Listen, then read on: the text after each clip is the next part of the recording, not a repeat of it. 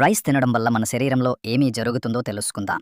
మనం ఒక స్పూన్ తెల్ల బియ్యం తీసుకుంటే అది కార్బోహైడ్రేట్లతో నిండి కనిపిస్తుంది. మనం నమలినప్పుడు లాలాజలంలోని అమైలేజ్ అనే ఎంజైమ్ బియ్యంలో ఉన్న స్టార్చ్ను చిన్న చిన్న చక్కెర ముక్కలుగా మారుస్తుంది. నమిలిన బియ్యం బోలస్గా కడుపు వైపు వెళ్తుంది. కడుపులోకి షిఫ్ట్ అయిన తర్వాత బియ్యం గ్యాస్ట్రిక్ యాసిడ్స్ ఎంజైమ్స్తో కలిసిపోయి ఉపద్రవ రూపం చైమ్గా మారుతుంది.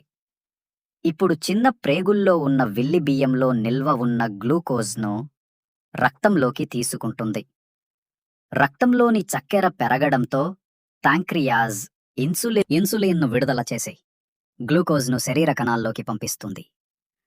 అలాగే మిగిలిన గ్లూకోజ్ గ్లైకోజన్గా నిల్వ అవ్వచ్చు లేదా కొవ్వుగా మారిపోతుంది. ఈ ప్రాసెస్ వల్ల మన బాడీకి ఎనర్జీ వస్తుంది, కానీ ఎక్కువగా తింటే అన్యూజ్డ్ గ్లూకోజ్ ఫ్యాట్గా మారి వెయిట్ పెరిగే అవకాశం ఉంటుంది. సో బియ్యం తినడం ద్వారా ఎనర్జీ సరిపడనంత వస్తుంది. మరి అధికంగా తినితే బరువు పెరగవచ్చు.